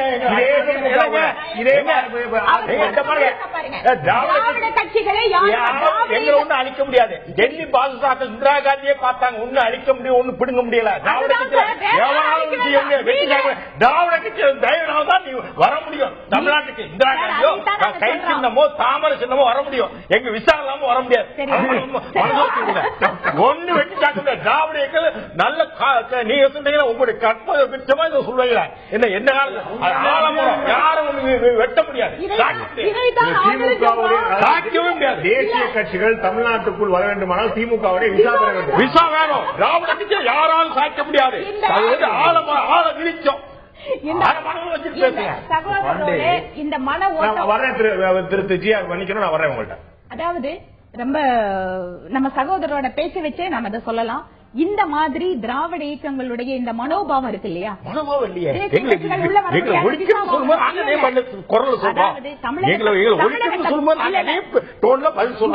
நீங்க கூட்டணி வச்சிருக்கிறது அப்படிங்கிறது, திராவிட கட்சிகளோட கூட்டணி வச்சிருக்கிறது தேசிய அளவிலும் சரி, இங்க மாநிலத்தில் நடக்கக்கூடிய தேர்தலும் சரி ஒரு பக்கம் இருந்தாலும், நீங்க மத்திய அமைச்சர் சொல்லியிருக்கிற ஸ்டேட்மெண்ட்டுக்கான காரணம் என்னன்னு கேட்டா, தமிழகத்தில் கடந்த திராவிட ஆட்சிகள் ஆட்சிக்கு வந்ததற்கு பின்னால் தமிழகத்தினுடைய வளர்ச்சி நிலை, நீங்க இதே மாதிரி சவுத் இந்தியால எல்லா பக்கம் எடுத்துட்டீங்கன்னா அதுக்கு ஒரு கம்பேரிட்டிவ் ஸ்டடி பண்ணி பாருங்க.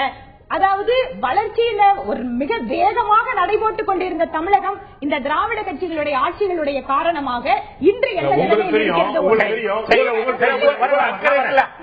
காவேரி பிரச்சனை மாறி மாறி வர கேரளாவில் நீங்க நியாயம் இருக்குதா? அக்கறை பண்றீங்க.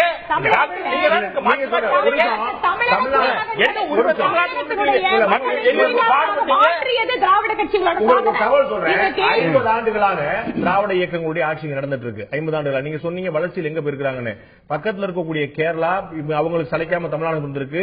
இன்னும் சொல்ல போனால் குஜராத்தை விட பல மனித வள குறியீடுகள்ல பல விஷயங்கள்ல குழந்தைகள் பெண் குழந்தை இறப்பு இருந்து குழந்தைகளை படிப்பு இருந்து உணவு அனைவரும்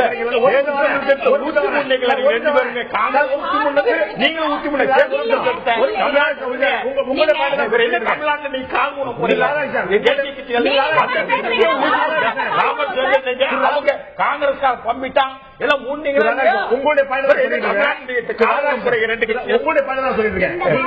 நீங்கள் இந்த ஒட்டுமொத்த நாட்டுக்கு அறிமுகப்படுத்திய குஜராத் மாடலை விட தமிழகம் மனிதவள குறியீடுகள் அமர்த்தியா சென் போன்ற சர்வதேச விருது பெற்றவர்களால் பாராட்டப்படக்கூடிய மாநிலமாக தொடர்ந்து இந்த 50 ஆண்டு காலத்தில் மனிதவள குறியீடுல குழந்தைகள் இறப்பு வீதமா இருக்கட்டும், கிராமத்துல மருத்துவமனையில படிப்பா இருக்கட்டும், இதெல்லாம் நீங்க சொல்லலாம். ஆனா ஒரு கம்பேரிட்டிவ் ஸ்டடி எடுத்து பாருங்க.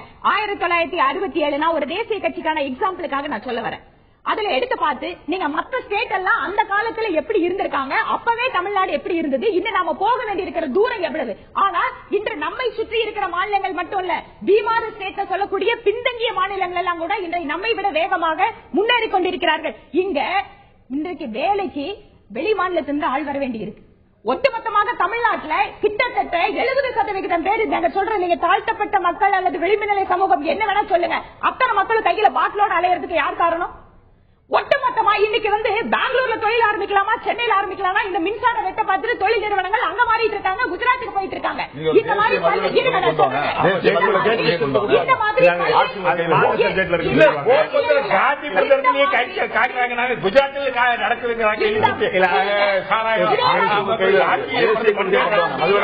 தமிழ்ல சொல்லி ஆட்சிக்கு வந்தவங்க தமிழுக்கு எதுவும் பண்ண முடியல. அது மட்டும் கொண்டு வந்தீங்க.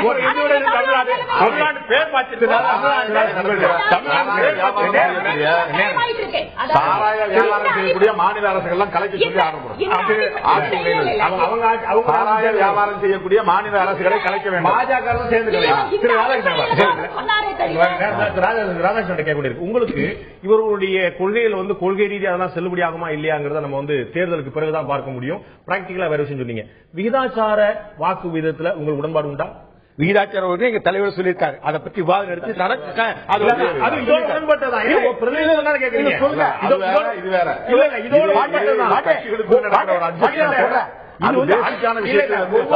ஒவ்வொரு கட்சியுடைய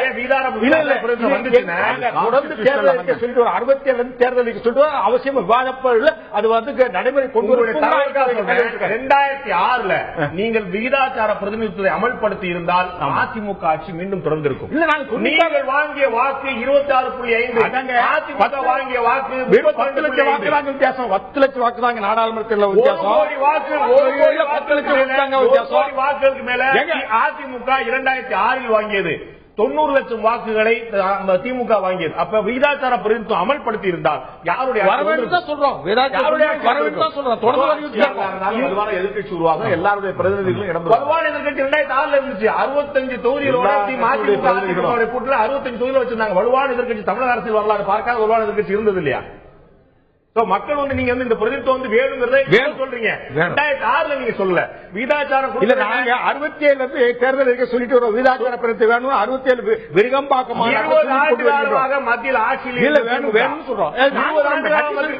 நாங்க மத்திய சரக ஈழ பிரச்சனை அங்க வந்து எவ்வளவு கஷ்டப்பட்டோம். மன்மோகன் சிங் கேட்டாரா? காவிரி இருப்பாங்க எங்க மேலே பணி மூடுவாங்க. மாநில கட்சி இருக்க கூடாதுன்னு நினைக்கிறாங்க. மத்தியில் எந்த ஆட்சி மாநில கட்சிகள் இருக்கிறது மூலமா தமிழ்நாடு சீரழிஞ்சு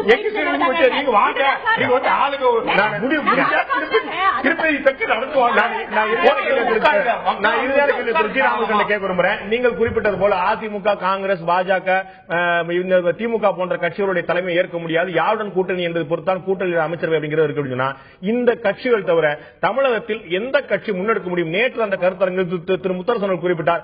நாம வந்து கூட்டணியாவே மாற்றுவோம், இதை கூட்டணியா போட்டியிட நாங்கள் தயார் என்று அறிவித்தார். ஆனால் மார்க்சிஸ்ட் கம்யூனிஸ்ட் கட்சி அந்த நிலைப்பாட்டுக்கு தயாரா இருக்கிறதா?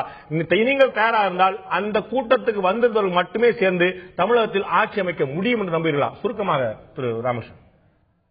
நேற்று நடந்த கருத்தரங்கம் என்பது ஒரு உரத்த சிந்தனை, புதிய சிந்தனை, ஒரு புதிய முயற்சி. அப்படி வருகிற போது மேடையில் வீட்டிருந்த கட்சிகளும் நேற்று நடந்த கருத்தரங்கில் கலந்து கொள்ளாத சில இயக்கங்களும் அப்படி ஒன்று சேர்ந்து வருகிற போது இன்னைக்கு நடக்கிற விவாதத்தில் பல நண்பர்கள் சொன்னாங்க, நாங்கள் சொல்லக்கூடிய அந்த ஒடுக்கப்பட்ட விளிம்புநிலை மக்களுக்கான ஒரு ஆட்சி, ஒரு கூட்டணி அதிகார பகிர்வு என்று வருகிற போது தமிழ்நாட்டில் 47 அதற்கான முன்னுதாரணம் என்பது இல்லை. அப்படி வருகிற போது நேற்று நடந்த உரத்த சிந்தனை புதிய முயற்சி என்று வருகிற போது நான் பேசும்போது சொன்னேன், முத்தரசன் சொன்னாரு, என்பர் திருமாவளவன் சொன்னாரு, நேற்று கலந்து கொண்ட அந்த கருத்தில் கலந்து கொண்ட கட்சிகளுக்கு சில வேறுபாடுகள் இருக்கலாம். இருந்தாலும் பொதுவாக தமிழகத்தில் ஒரு புதிய முயற்சி செய்ய வேண்டும் என்று வருகிற போது, எதற்காக முயற்சி என்று வருகிற போதுதான் நான் சொன்னது, மீண்டும் மீண்டும் நான் வலியுறுத்தி விரும்புகிறேன். நீங்க சொன்னீங்க மனித உரிமை ஒரு குறியீடு என்பது தமிழகத்தில் வளர்ந்தவில்லையா மாநிலங்களை விட? நான் என்ன சொல்றேன், இல்ல மனித உரிமை குறியீடு சோசியல் ஃபேக்டர் அது ஒண்ணு மட்டுமே தமிழகத்து மக்கள் சந்திக்கக்கூடிய பிரச்சனை. உங்களுக்கு தெரியாதல்ல, இன்னைக்கு ஆட்சிக்கு வருவதற்கு முன்னதாக 2011 அதிமுக நாங்கள் ஆட்சிக்கு வந்தால் சட்டம் ஒழுங்கை கட்டுப்படுத்துவோம் சொன்னாங்க. உங்களுக்கு தகவலுக்காக சொல்றேன், நெல்லை தூத்துக்குடி மாவட்டத்தில் 10 மாதங்களில் 100 படுகொலைகள், கடந்த 2 ஆண்டுகளில் 105க்கும் மேற்பட்ட சாதி மறுப்பு திருமணம் செய்து கொண்டவர்கள், அந்த ஆணவர்கள் கௌரவ கொலை நடந்திருக்குன்னு சொல்லி சொன்னா, இத்தகைய பிரச்சனைகளில் நாங்க என்ன சொல்ல விரும்புறோம்? உதாரணமா சட்டமன்றத்தில் ஒரு சட்டமன்ற உறுப்பினர் தமிழகத்தில் கௌரவ கொலை தொடர்கிறது, ஆணவ கொலை தொடர்கிறது, தடுத்து நிறுத்த தனியாக சட்டம் வேண்டும்னு அவர் பேசினார். அந்த சட்டமன்ற உறுப்பினர் திமுக தலைமையிலான அணியில் இருக்கிறார். நான் என்ன சொல்ல விரும்புறேன், அது முதலமைச்சர் மறுத்தார், அப்படி சம்பவம் இல்லை, தனி சட்டம் வேண்டாம் சொன்னார். நான் அவங்க சொல்ல விரும்புவது, இன்னைக்கு தமிழகத்தில் ஆட்சியில் இருக்கக்கூடிய கட்சியோ ஆண்ட கட்சியோ இப்படிப்பட்ட சமூக கொடுமை தீண்டாமை கொடுமை வருகிற போது நான் இன்னைக்கு பகிரங்கமா சொல்ல விரும்புறேன், பெரியாருக்கு பிறகு திமுக, அதிமுக போன்ற கட்சிகள் தீண்டாமை கொடுமைக்கு எதிராக போராடக்கூடிய அந்த கொள்கை கைவிட்டு விட்ட காரணத்தினால்தான் நாங்க சொல்றோம் சமூக பிரச்சனைகள், அது கூட்டணி அமைச்சரவை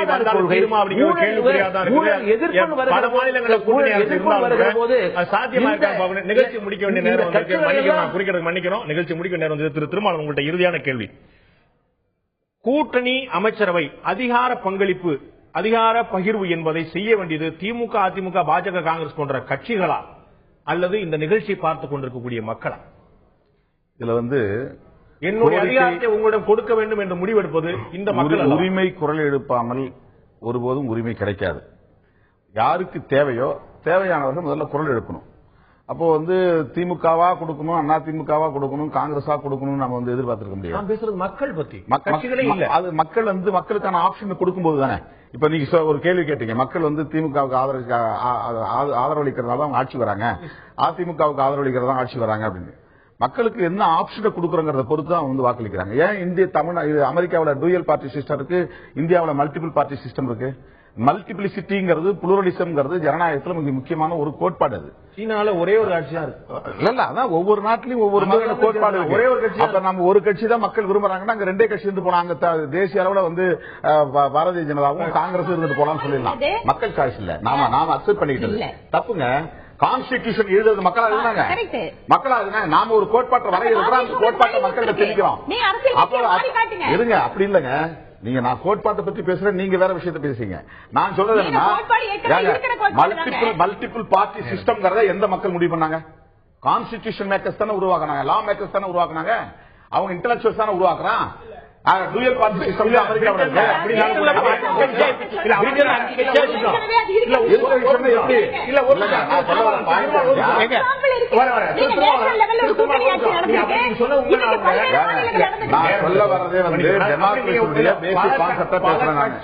ஜனநாயகத்தினுடைய அடிப்படை தத்துவங்களை நான் பேசுறேன். வீக்கர் செக்ஷன் அரவணைக்கணும், பலவீனமானவர்களை அரவணைக்கணும், தன்மைத்துவத்தை அங்கீகரிக்கணும். அது மாதிரி எதேச்சதிகாரமான போக்கை தடுப்பதற்கு ஒரு கூட்டணி ஆட்சி முறைங்கிறது தேவைப்படுது நாம சொல்றோம். இது ஜனநாயகத்தினுடைய அடிப்படை தத்துவத்தை நான் பேசுறேனே தவிர திமுகவுக்கு எதிராகவோ, அண்ணா திமுகவுக்கு எதிராகவோ, காங்கிரசுக்கு எதிராகவோ, பாஜகவுக்கு எதிராகவோ நான் பேசல. அடுத்து நான் தான் அந்த வீக்கர் செக்ஷன் பிரதிநிதித்துவம் நான் சொல்லல. யார் வீக்கர் செக்ஷனுடைய கோட்பாடுகளை பேசுறாங்க? தொழிலாளர்களுடைய பிரச்சனை கம்யூனிஸ்ட்களை விட நான் பேச முடியாது. அப்ப கம்யூனிஸ்டுகள் இடம்பெற்றதுனால தான் ஆர்டிஐ வந்தது, கம்யூனிஸ்டுகள் ஆதரித்ததுனால தான் ஆர்டிஇ வந்தது, கம்யூனிஸ்டுகள் இடம்பெற்றதுனால தான் எம்என்ரே சிஸ்டம் வந்துச்சு, தேசிய வேலைவாய்ப்பு சட்டம் வந்துச்சு. கம்யூனிஸ்டுகள் ஆதரவு இருந்தது, அவங்க இல்லாம பேசுறாங்க. அது சோலோ ஆட்சியா இருந்தப்ப காங்கிரஸ் அதை கொண்டு வரல. இல்ல, மண்டல் கமிஷன் பரிந்துரைங்கிறது அதுக்கு முன்னாடி ரொம்ப காலமாக இருந்தது. பிற்படுத்தப்பட்டவர்கள், மிகவும் பிற்படுத்தப்பட்டவர்கள், சிறுபான்மையினர் போன்ற மைக்ரோஸ்கோபிக் மைனாரிட்டியாக உள்ள சமூகங்களை பிரதிநிதித்துவப்படுத்தக்கூடிய அரசியல் கட்சிகள் யாராயிருந்தாலும் அவர்கள் ஒரு கூட்டணியில் சேர்கிற போது வலுத்தவர்கள், பெரிய கட்சிகள் அவர்களை அரவணைக்க வேண்டும். அதுதான் ஜனநாயகம். இது கோட்பாடு ரீதியாக மிக அடிப்படையான தேவையா இருக்கிறது. மக்களுக்கு இந்த விழிப்புணர்ச்சியை கொண்டு செல்ல வேண்டும். ஊடகங்கள் வாயிலாகவும் சரி, கருத்தரங்கள் வாயிலாகவும் சரி, அறிவுஜீவிகள் வாயிலாகவும் சரி, இதை கொண்டு செல்ல வேண்டிய கடப்பாடு இருக்கிறது என்று திரு திருமாவளவன் உறுதியாக நம்புகிறார். நிச்சயமாக இன்றைய தேதியில் இது கனவாகவே இருக்கிறது என்பது மாற்று கருத்தில்லை. ஆனால் காலத்தின் கட்டாயமாக மாறுகிறதா என்பது மக்கள் கேள்விதான் இருக்கிறது. மக்கள் வாக்களிக்கக்கூடிய விஷயத்தில் மாற்றி வாக்களித்தால் நிச்சயமாக கூட்டணி 2011 சட்டமன்ற தேர்தலும் சரி, 2014 நாடாளுமன்ற தேர்தலும் சரி, இனிமேல் தனிக்கட்சி ஆட்சிக்கான காலம் முடிந்துவிட்டது, கூட்டணி ஆட்சியில் தான் வரும் என்று சொன்ன போது தமிழகத்திலும் சரி, தேசிய அளவிலும் சரி, தனிக்கட்சி ஆட்சிக்கான முழுமையான வாய்ப்புகளை மக்கள் அளித்தார்கள். தனிக்கட்சி ஆட்சியா கூட்டணி ஆட்சியா என்பது கட்சிகளை தாண்டி, சித்தாந்தங்களை தாண்டி மக்கள் கையில் இருக்கிறது. மக்கள் என்ன செய்வார்கள்? அடுத்த தேர்தல் பார்ப்போம். இந்த நிகழ்ச்சியில் கலந்து கருத்து தெரிவித்த திரு ரவீந்திரன் துரைசாமி, திரு திருமாவளவன், திருமதி வாணி சீனிவாசன், திரு கே ராதாகிருஷ்ணன், திரு ஜி ராமகிருஷ்ணன், அனைவருக்கும் நன்றி. பார்த்த உங்களுக்கும் நன்றி நண்பர்களை. மீண்டும் இன்னொரு நிகழ்ச்சியில் சந்திப்போம். அதுவரை நன்றி, வணக்கம்.